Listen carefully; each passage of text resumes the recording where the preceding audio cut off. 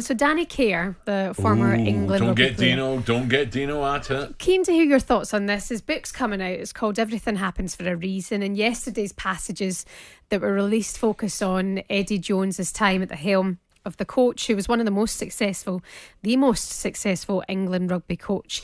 And Danny Kerr said it was like playing under a dictatorship and highlighted a very toxic environment with Eddie Jones at the wheel. And then we heard yesterday from another player who we'll get to in a second. But what do you feel about players coming out and criticising their managers having played for them in the past and their methods? Makes me cringe, to be honest. I don't know why they put themselves through that and why they do it.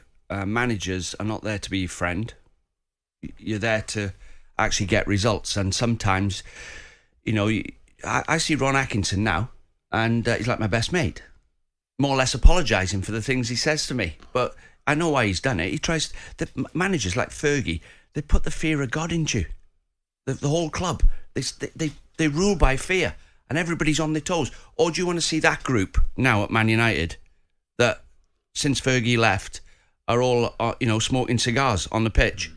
So that's how some managers work. Some are a bit softer approach, but if you give players an inch, they will walk all over you. Well, times have changed, haven't they? You know. Yeah, can't say nothing anymore. I still think Pep can be ruthless, as in he might not get he might not give a player the hairdryer treatment, but he'll soon get rid if he thinks he's undermining me. See you later, son.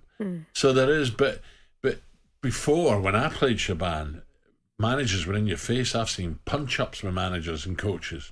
Ron Atkinson once, right? Ron Atkinson, Shebahn. We're in the dressing room. We are top of the league. I've scored 6 goals in 6 games, and I give it away twice. He shouts from the dugout twice, "Get hold of the ball!" Coming at half-time, he said, "Shut the door, Jim. See you," he said to me, "get it in your thick head. You are no use to this football club whatsoever playing with your back to goal. Why you keep doing it is beyond me. Run to in fact, all of you lot, if anybody passes the ball to him, I'll bring you straight off. He's hopeless.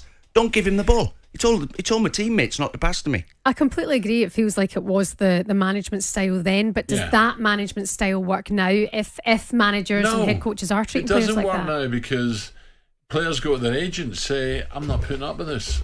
Get me a move," or speak to the chairman. "I'm not having this. He's not talking to me like that." Or they go to HR and say, "The manager told me off." No, but I don't think people are putting their tails between their legs for getting told off. If your place has been threatened in the team, if you're being manipulated by the guy in charge, that's wrong, right? I think managers, if you ask Alex Ferguson, he just rule by fear. If you take your foot off the gas at any minute, I will use you as the sacrificial lamb. So the rest of them fall into line. So they are, like Eddie Jones, have a look at his results as a manager. He's probably, if you met him down the road and had a drink with him, he's probably a lovely bloke. Do you think players would get more out of their manager and more respect from their manager if they are, say, spoken to like that and they front into it and they say, "Look, Gaffer, can we have a conversation about this?" Does that get you anywhere these days, or does that just get you? No, I think if you do it in the right way, absolutely. But a manager now, for me, a great manager, don't get me wrong, it's changed. They're not in your face, nose to nose. Yeah. But at the end of the day, a great manager now, apart from tactics, apart from money to spend, apart from a good, healthy squad, he's got to know who needs a kick up the backside and who needs an arm round them. Exactly. I'll give you an example, Shebahn. It's not just football, it's here, it's anywhere. Yeah. What's the most important thing you've got to get right at a football club? Results. Yeah, but how do you get them? What's the most important thing you've got to do? Discipline? No, recruitment. Okay. Right, so you sign good players. That is the most important thing at a football club. Then the manager's job after that is not tactics, a bit of tactics, it's discipline, making them all row in the right direction. So you sign good players, get them all working hard and rowing in the right direction. Sometimes you have to be ruthless to get that together. Arteta's just done it. He's turned Arsenal into a team of players who flick and trick and don't play for the shirt.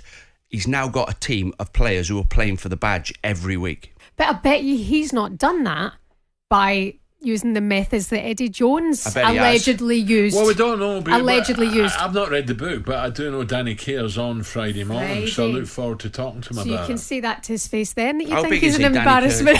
Big lad, isn't he? He's not big, Dino, but he's bigger than you. Yeah, definitely. I'm bigger than Dino.